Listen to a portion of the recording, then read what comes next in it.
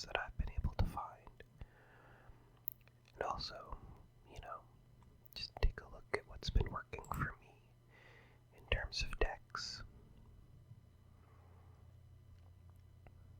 I'll start by saying that my favorite deck might not be a meta deck, but something more uncommon. Like, here's the thing, we're gonna look through. I've got 999 cards, and we'll go take a quick peek-see through all of them, and I'll point out some of my favorites as we go through. And we'll start right here near the top with Butterfree, which me and my brother have both been playing this, which is kind of nice because we both kind of agree not to use the overpowered meta decks, which means we get to experiment with more fun cards.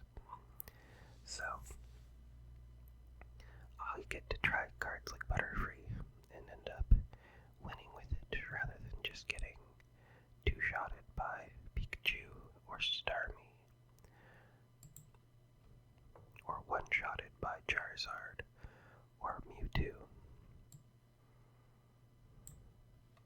I'm not salty though. But now let's go take a quick look through some of the early cards. I think Victory Bell is actually kind of a cool card. We'll take a quick look here. If this Pokemon is in the active spot, once during your turn, you may switch in one of your opponent's benched basic Pokemon to the active spot. I think it's kind of a cool card. It's a Sabrina. I actually haven't used this one because I only have one. I'd like to have two before I start building decks with them. But I think it would be kind of interesting. I don't know if this you can choose or they can choose. I'm assuming, based on this, that since you may switch in one of your opponent's bench Pokemon, it lets you choose. So if they have low hit point benched Pokemon, you can do 60 damage to them, which is kind of a cool idea. So something like this could actually be a really good counter to like a Pikachu EX deck. Maybe. But we'll see if I ever get another Victory Bell, which if I check here, they're in the Charizard packs, so I guess I'll have to pull more Charizard packs to try and get that Victory Bell. And then if we scroll down a bit, see, I don't have the Executor EX card, which is kind of sad because it seems like a really good card. Same thing with the Venusaur EX. I don't have that one either, but they also seem pretty fun. I think I'm getting closer to getting the Mew for having all of the Kanto cards unlocked, but the sad thing about that is that the closer you get, the more difficult it feels to get more of the cards that you actually need. But we'll talk about that later, or maybe not at all. Next I got the promo Butterfrees, and I've got the full art Pinsir. I've got a couple of those. I will say I have not been entirely free to play. I've bought a couple packs, and I have the premium, even though you get the 2 weeks of the premium for free. I'm planning on keeping the premium running because it's really nice getting that extra pack every day. But yeah, got the Charmander. I actually had 2 Charizard EXs and 2 Charmeleons before I had any Charmanders. I say that knowing that you can see I have just the one there. But if I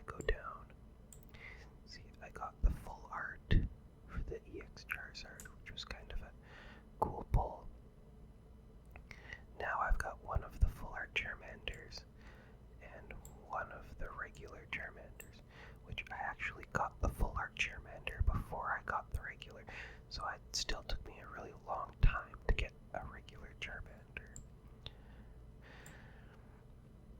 But, oh well. Another thing, I'm a Pokemon fan from a long time ago. Like, I haven't played any of the Switch Pokemon games, but I've played probably all of the DS and Game Boy and GameCube and N64 Pokemon games. I remember me and my brother playing Pokemon Stadium. It was one of the only games we had on the N64 that we actually owned. Mostly we would just rent games from Blockbuster to get, but Pokemon Stadium was one that we actually owned. I have 4 Moltres EX cards. I have far too many of them. It's so funny how you can end up with Charizard EXs and full art cards and still not have a single Salandit, which I think it might be because it's from a pack. Yeah, it's from the Mewtwo pack. And I don't usually pull, well, I shouldn't say I don't usually, I've been pulling a lot from the Mewtwo pack, because for a long time I needed Koga, and I just recently got Koga. But now I've completed most of the decks that I wanted to build, and now I'm kind of just going for Kanto completion. So I'm just trying to get all of the different Kanto cards, or at least one of each. So like if I already had a Blastoise, I wouldn't also need to get a Blastoise EX, but I just happen to have both. I think I actually have one of each of the different water cards in the game. It took me a long time to get a Kingler, but now I have 2 of them.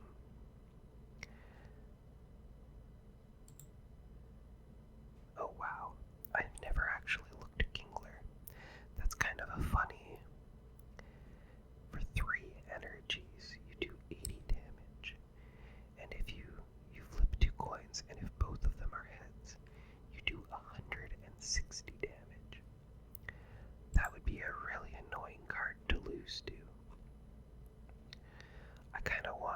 I feel like it'd be really fun, because like every water deck that you play up against is Starmie EX, or Articuno, or the new promo Lapras EX. It would be kind of funny to make a deck that was like Kingler and Seeking.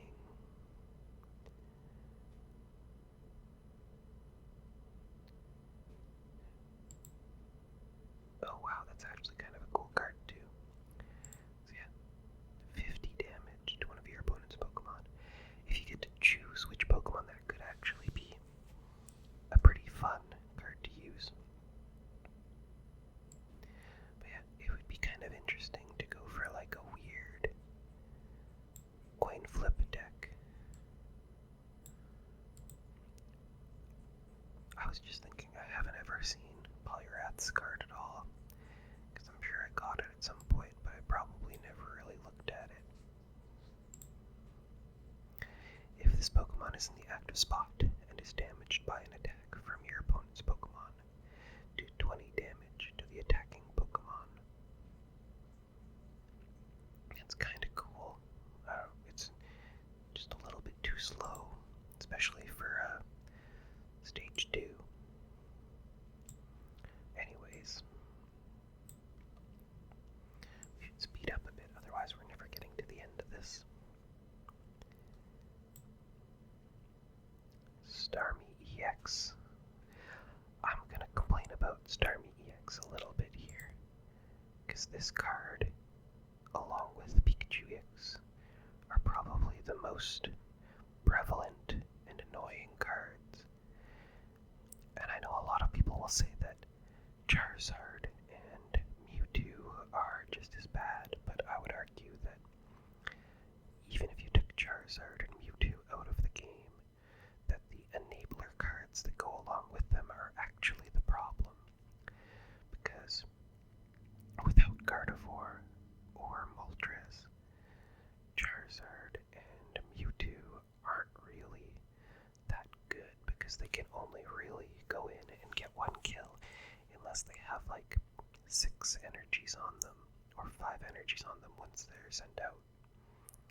So like if you allow them to get 5 energies or 6 energies without having an enabler card like Moltres EX or Gardevoir, then really you should have lost by that point to any other deck too.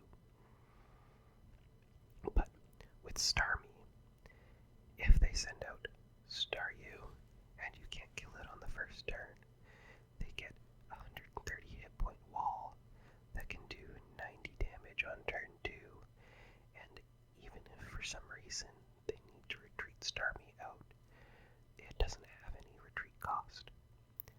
So really, its only weakness is the fact that you do 20 extra damage with electric type attacks. But even then, there aren't many electric Pokemon that can do enough damage quickly enough to actually stop it from just straight up killing them. So it's really an annoying card.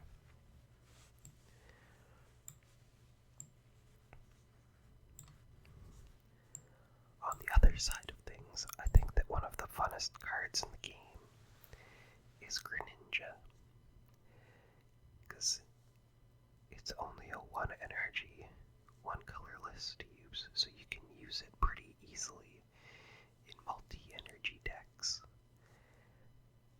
And it does 20 damage to any of your opponent's Pokemon, and you get to pick. So if they try to hide a low hit point Pokemon on their bench, you can still take it out and do 60 damage on the same turn. So it's basically a 2 energy, 80 damage Pokemon with 120 hit points. Its only real weakness is that its 2 other stages are pretty bad. But if you are using Froakie as your opening Pokemon, you're probably in a bad place anyways.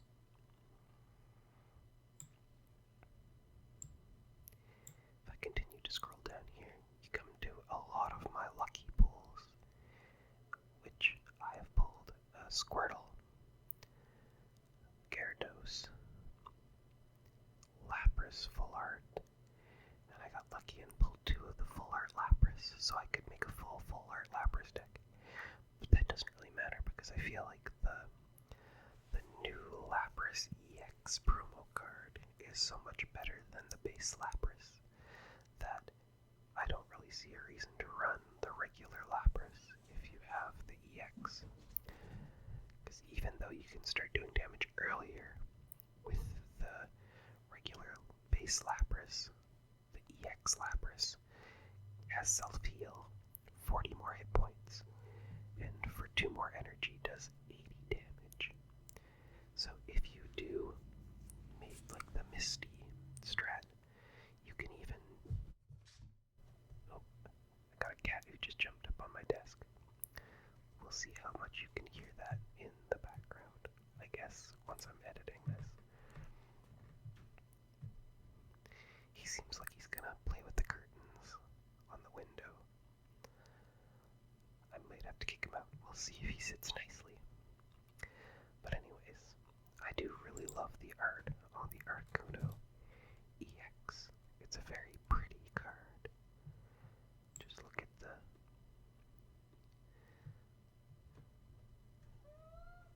Oh. I don't think he's gonna sit nicely. He's kind of in a mood. Okay, I'll be right back.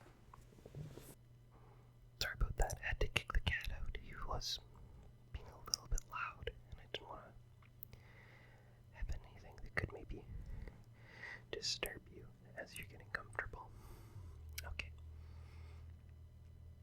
But yeah, I think the Articuno EX is probably one of the prettiest cards in the set. Which is why it's kind of disappointing that the full art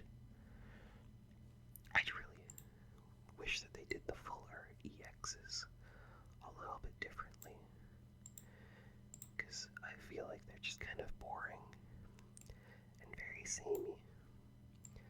So like if I scroll down,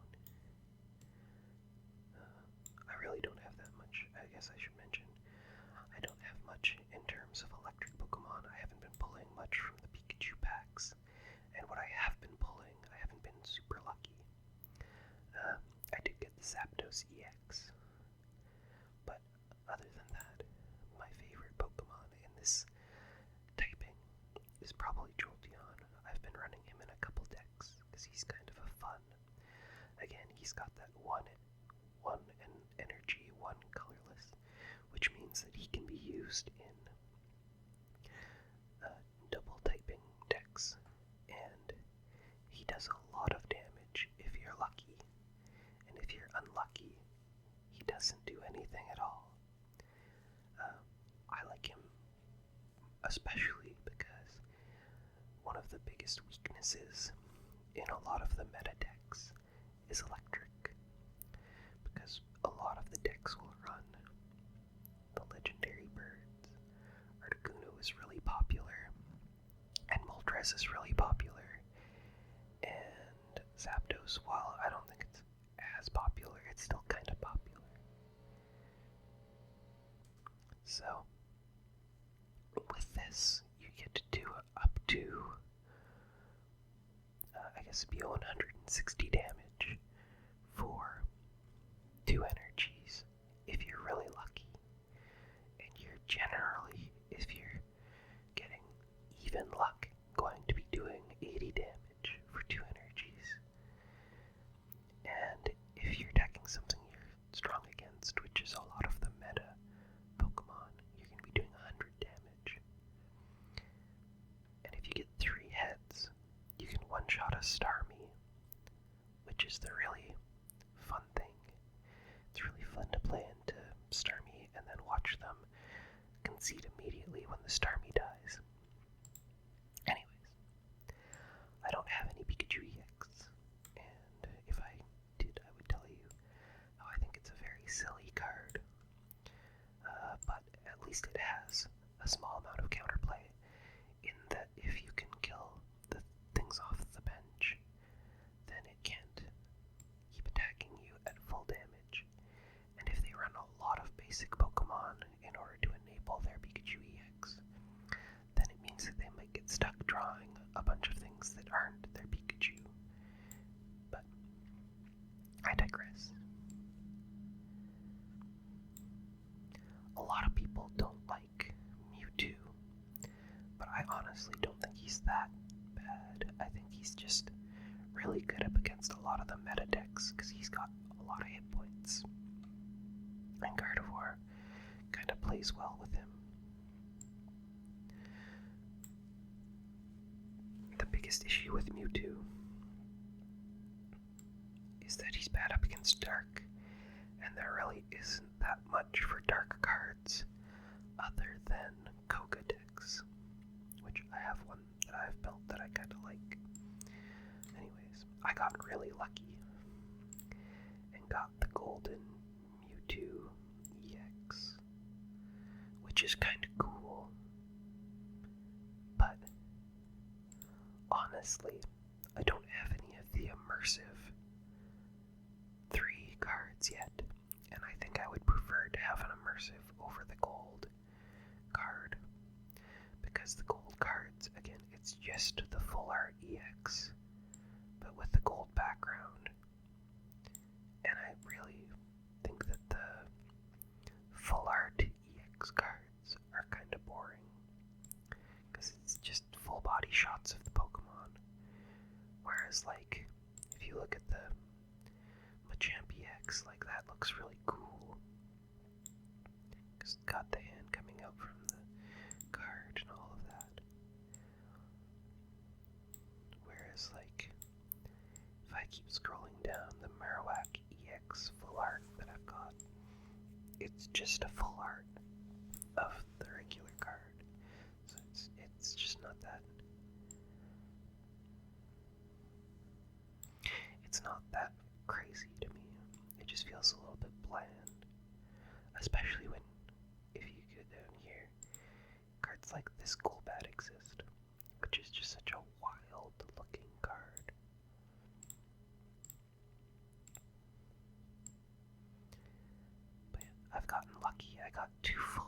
Weezings, so I've been using that for a Weezing deck.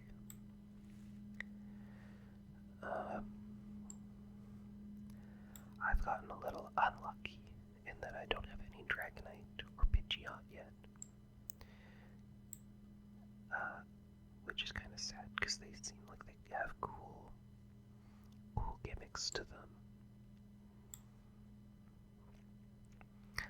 I know a lot of people will run Meowth as just like an extra card in their deck if they need card draw. But I honestly feel like if you're using a turn to put an energy onto Meowth to only do 10 damage and draw a card, you're probably already dead. It's probably better to run something like a Farfetch'd and do 30 extra damage and just hope you draw into the cards that you need. But I'm not really like a pro or anything. That's just what I've noticed in the games I've played. I've got Slickadung, which is a Pokemon that I would like to build a deck around at some point, but I'm not sure what to build it with, because it seems like a fun card. Same with Aerodactyl. The ability to flip a coin and then shuffle your opponent's Pokemon into their deck seems like a really interesting gimmick that could win you a lot of games. Say if you have a really big setup card on your opponent's side, and they send that out and kill something, you can then send out your Aerodactyl, send that Pokemon back into their deck, and then if they don't have another card, at the very least started on their bench, then they're going to have a rough time. We're back into some more full art cards. I've got Meowth, Eevee, Ditto, and Porygon as full art normals, and I've actually gotten 2 of the Eevee, which is kind of nice, especially because I have specifically tried to get 2 of each of the evolutions, because the evolutions are a lot of my favorite cards. When I was younger, my favorite Pokemon was Jolteon for a long time, and then my favorite after that was Umbreon.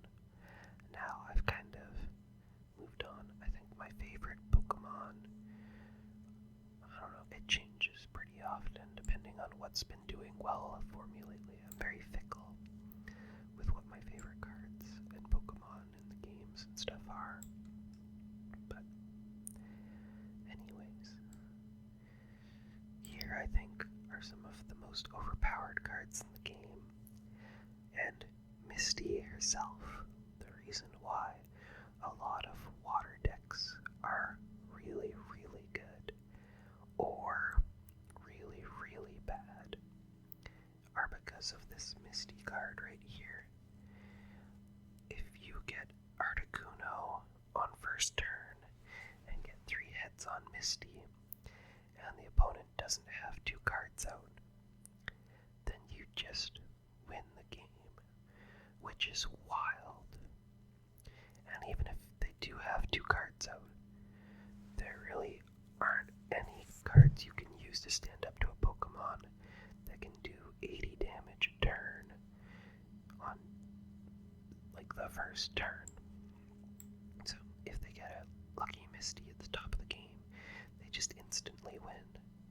And if they're running Articuno Starmie, then they can also just play Starmie after the Articuno doesn't immediately win them the game. And then their Starmie will just win them the game afterwards. So it's just kind of a silly deck. I still think that Koga is by far the most interesting of these cards, because Erica is just healing, Misty is just energies, Blaine is just damage, Lieutenant Surge is kind of interesting because it kind of shifts energies from card to card. Sabrina is also interesting, but Sabrina doesn't really, because I feel like the whole idea of a lot of these was to help the archetypes of their different grass-type Pokemon. And Misty only gives energies to water-type Pokemon. But Sabrina does the bench swap with any type of Pokemon, which I think has made Sabrina probably the most used supporter, just because she's good in almost every deck and can get you a cheeky kill here and there.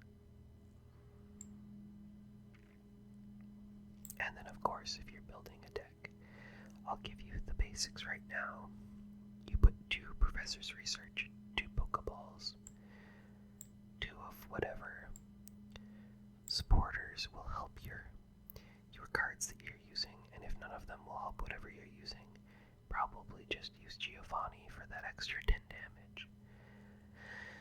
And then Sabrina's, and then depending on how many Pokemon you have in your deck, you're gonna grab your X speeds and your red cards and maybe your potions as a backup. That's basically deck building for you. So let's go back up to the top here. I'll show you some of the decks that I have right now. I've got some of the named ones, and then some of the ones that I've just been trying out. I just name whatever. So if we start up at the top here, I have my attempted a grass deck with Lilligant and Butterfree, where Lilligant is your starter, doing 50 damage a turn, and giving your Butterfree energies, or your second Lilligant energies on the bench. Eventually, I will probably swap out the Butterfree for Venusaur for this deck. I feel like Venusaur is just a stronger card all around, with a huge hit point pool and a heavy damaging attack. And then this is probably my favorite deck that I've built so far. It is a Kabutops Jolteon deck. So you're guaranteed to either get Farfetch'd or Eevee at the start of the game. If you get the Farfetch'd, then you just put an energy on it and you're doing 40 damage a turn and can maybe get a cheeky kill early. If you get your Eevee, then you're doing 20 damage and hoping that you get an electric energy in the first 2 turns so that you can evolve to Jolteon and do big damage with your attacks. And then while the enemy is dealing with your Farfetch'd and your Eevee, you're going to be building up Kabutops on the bench. Kabutops does 50 damage and heals you for the same amount of damage that you do. So if you were to power up Kabutops with Giovanni, you're doing 60 damage. And that 60 damage is also being added to your life. The biggest weakness for this deck is, of course, the fact that if they can do more than 140 damage in one turn, then that is going to mean that you're not gonna be able to do anything against that. But I've had some really cool games with this, where Jolteon gets lucky and gets free kills, and even if Jolteon doesn't get the free kills, if I can get the Kabutops out onto the field, then it can do a lot of damage and maybe even cause them to not be able to complete the fight because they can't kill me before I can kill them. Unfortunately, this loses to a lot of the meta decks, like Mewtwo and Charizard, but it's still kind of a fun deck to play around with. Another deck, this is one that I've been playing around with.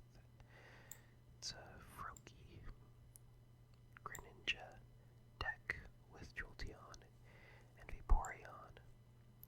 So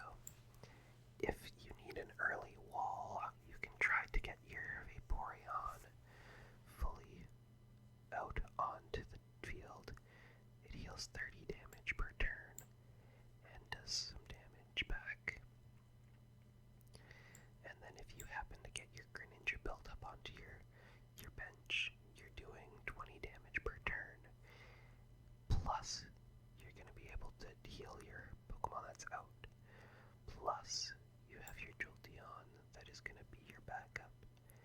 Unfortunately, so far I've been having trouble getting this deck to the point where it can actually survive on the field. As you can see, I've swapped out one of the 2 Vaporeon that I had in the deck for an extra potion. So, the biggest issue I've been running into is not being able to get Vaporeon in and doing damage at all. I was also thinking about putting Misties into the deck, but then you have Greninja, which really doesn't need Misty, and you have Vaporeon, which only lets you use Misty after it's been evolved. So you have to commit to evolving into Vaporeon before you can try putting energies onto it, which is kind of a tough choice because you only have 2 EVs and you need the Jolteon for big damage. So we'll see. I'm still experimenting with that deck. I've also got a meta Moltres Charizard deck just because I can, and it took me a very long time to get this Charmander, so I figured I better build the best deck I could with it. And so I do have that, and I've got a Blaine deck, which is another not completely meta, but pretty close deck, where you run Blaine, Rapidash, and Ninetales, which is a pretty low energy requirement deck. The Rapidash being able to do 70 damage for 1 energy is really good.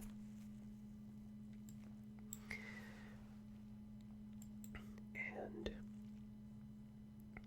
the Ninetales being able to do 100 if you have the Blaine is also really good. I would maybe think about swapping out Giovanni so that you could have the second red card and the second X speed. But honestly, with this deck, you really don't need the X speed because everything is only 1 retreat cost. Up next, this is also kind of a meta deck. It's got Marowak and it's got Primeape with the new promo Mankey. So if on your first turn you can use the Reckless Charging Mankey to do 30 damage to whatever you're fighting, and then take 10 damage yourself as long as they can't do 40 damage to you, then you can do 100 on turn 2 with Primeape, which is pretty good. And if they can't do the extra